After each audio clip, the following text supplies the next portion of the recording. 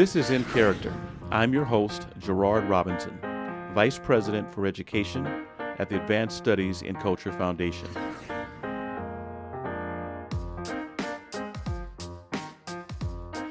Let's dive in on two questions tonight, and then we'll go from there. So, number one, how do you establish a sense of community in a school when working with young people? It's an interesting question right now because it's much different in a hybrid school setting than it is in any other normal year. But at the same time, you do a lot of the same things. So the number one thing when building community is always to make connections with your students. And you can do that in lots of tiny, simple ways. So the first way that I make connections with my students is by really trying very hard to get to know them at the beginning of the year. And all of those very tiny details are super important to them. For example, I have a boy in my class this year who right off the bat came in wearing a green t-shirt, a green mask, green sneakers, and he said, my favorite color is green. So that's a really important thing to know for a little kid. And so I make sure to try to know all of the kids' favorite colors, if they've been on any trips, what they like to do, what kind of songs they like. Those connections help to build the community by knowing each other, and then also the kids knowing each other. So at the beginning of the year, it's really super important, not for me to just get to know the kids and know those connections, but to help them to do that for each other. So we do a lot of community building activities where we talk about things that we like, ways we are similar and different, and then we connect to the things that we do in the classroom and out of the classroom. And then that also builds into some of the work we do with literacy when we talk about reading books and making connections. That leads me to another thing that's really important for building community, and that's honoring everyone's personal story. So besides getting to know them, honoring their background and where they come from. And you do that by making sure that the things that you're working with in your classroom are things that kids can relate to. And so another great example from this year is our first unit is a narrative unit. And there are a list of really great books by tremendous authors that we read every year. But I read the first one and I noticed that the kids were not connecting to it. It was not something they could relate to. It was about catching fireflies in the summer, and it's just not something that they had done before. So I went back to my classroom library and I picked out some books that I really thought that they could see themselves in the character and that they could identify with the character's thoughts, feelings, and actions. And I used those things to build that sense of connection when we're reading. And then that sparks the conversation so that we can even get to know each other more deeply. So we want to make sure that we build personal connections with the kids and then also connections between the kids and to the work that we're doing in school. You've given us some really good thought-provoking responses because you're talking about the student as a student, but also the environment that influences what students think, how they learn, where they are. So here's a follow-up question. There are a lot of things, but what one thing do you want us to know about as it relates to educating our youngest people? When you think about the pre-K 12 span, most students are really the middle high school, assuming you go all the way through. But you're working with a really special population, special in a good way, in a unique way. Talk to us about the one thing. I know there's several, but one that you want us to know. Well, what I'd really like for people to understand about very young children is that they are chock full of personality and insight. And it's actually one of the things I enjoy most. I will say to my students and mean it with every fiber of my being, I cannot wait to read whatever you write because they know so many things. Their lives are just full of personal experiences. And what I really like about the little ones is they don't have those sort of barriers that you grow in your mind as you mature. You kind of grow some barriers and your thinking, it sort of narrows. But little kids are super open-minded. They are able to think in really divergent ways. And so you can't discount their ideas. And so when I have a problem in the classroom, for example, so this year, for example, I don't have a lot of bulletin board space And the setup is much different because we're in rows and we have to be 6 feet apart. And you're supposed to display the kids' work in some sort of prominent place so they can feel proud and they can be honored by other people looking at it. And there really isn't anywhere to do that because they don't go in the hallway. So my hallway bulletin board is out. And in the classroom, a lot of the bulletin board space in our building is taken up by brick wall or some other specific requirements we're supposed to have up. And I didn't know what to do. So I said to the kids, what should we do? Where should I hang your work? I'm so proud of what you did. You helped me. And within a minute, I had at least 5 different responses that I could consider. And they were really interesting because they thought of things that I totally rejected off the top of my head when I thought of it. You know, how about above the clock over there? And I didn't even accept that as a possibility because I thought it was too high, but they spotted it right away. So we ended up using one of their ideas to display their work. Children, especially young children, are incredibly curious and divergent thinkers. And I think that when you work with them, you have to be very careful to be sure that you don't just admire it, but you build on that. I think sometimes people feel when they're working with little ones that they have to talk down to them, and you so do not.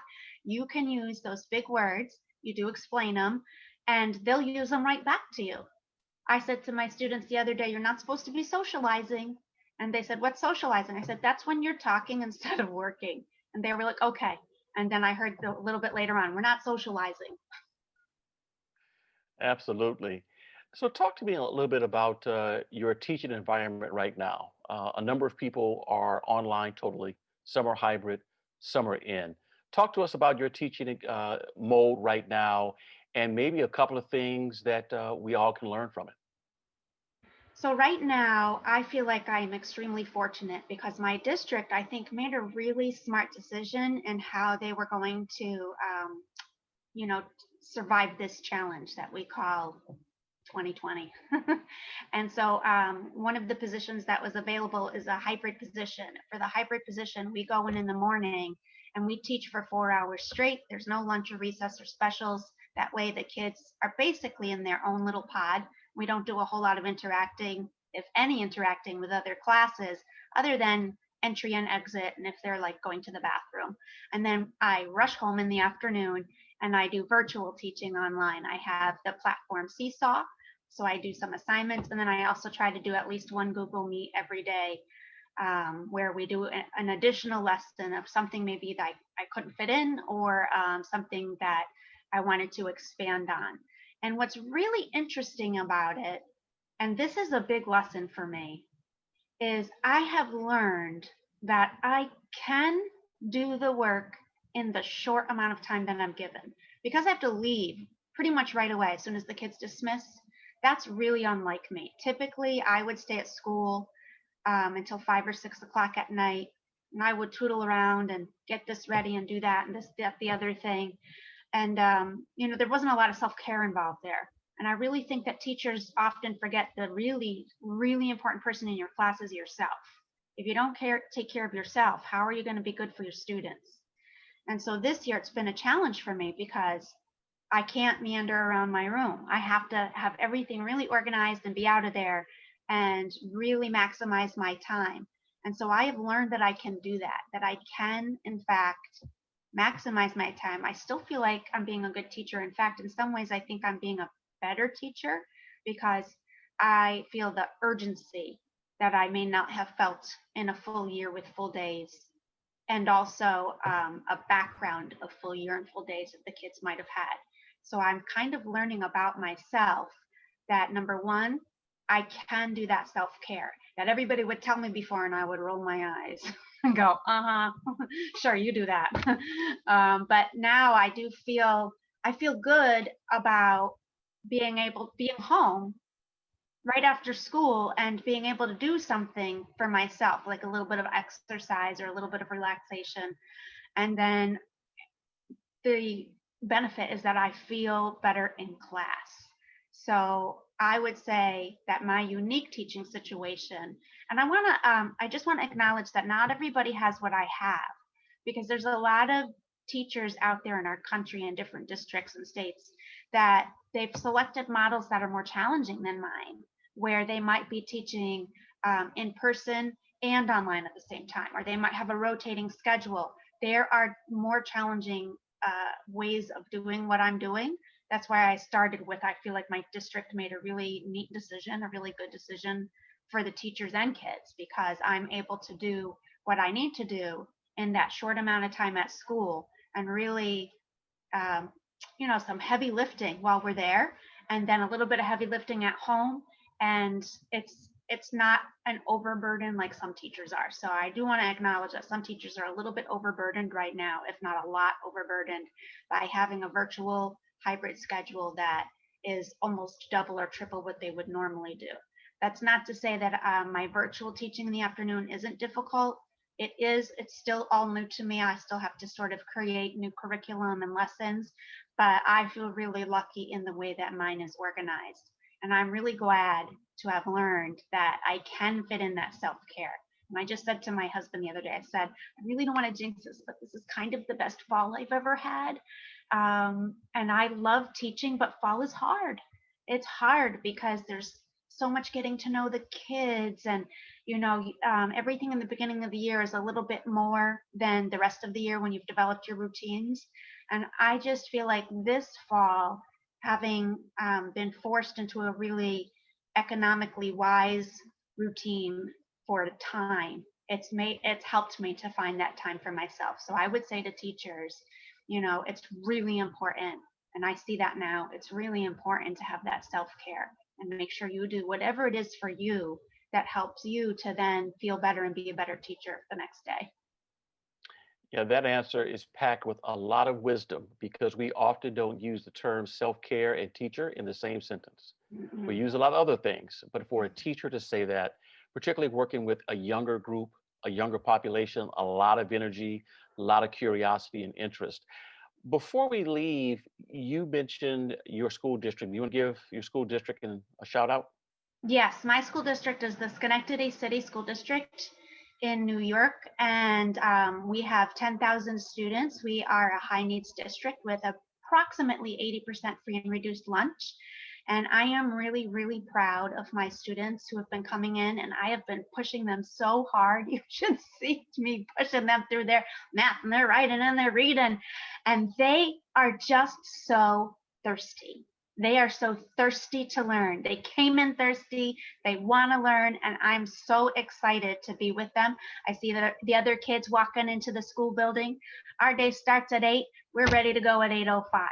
They are there to learn. And the kids who aren't able to be in the hybrid role, in the virtual role, I want to shout out the parents. The parents have been absolutely crucial to the success of their students this year. And I remember last year when we were 100% virtual, how hard those parents were working in my classroom. And, when they would message me and ask for help, that must have taken a lot for them. People don't, especially adults, don't like to ask for help. Kids love asking for help, but adults do not like to ask for help. And I want to say to all the parents in Schenectady, you got this. Don't be afraid to ask. We are here for you. We are a community. We're together. And I'm so proud of all the work you've been doing. Get on that computer and get your kids on and keep them on their schedule. And we're all going to get through this together. Well, Katie, I'm excited. I now want to enroll in your class. So expect an email from my wife. I'm sure she'd want to get Okay. me in. So this is exactly why I like to have conversations called In Character. You not only are in character, but you're speaking to the character of teaching, the character of learning, and the character of sharing. Self-care is important. Working with young people is particularly important. I think you've challenged a couple of notions that a number of people who are either listening or watching, one, that kids somehow can't stay still or can't find themselves interested in learning during a pandemic. You're like, not necessarily so. We're doing They some good want to things. learn so bad. They are. You should see them every day walking, running into the classroom. This is good. And also the importance of parents and the fact that some parents, for a host of reasons, may feel uncomfortable asking for help. Some of the parents may have had challenges with schooling when they were their age. And so there are a lot of dynamics at place, but the fact they can call you is because you've opened up your heart, head, mind, and spirit to them. And so that's a big part of being an in-character teacher. So Katie, thank you so much for joining me, and I look forward to future conversations. Thank you so much. It was a great pleasure. Thank you. Thank you.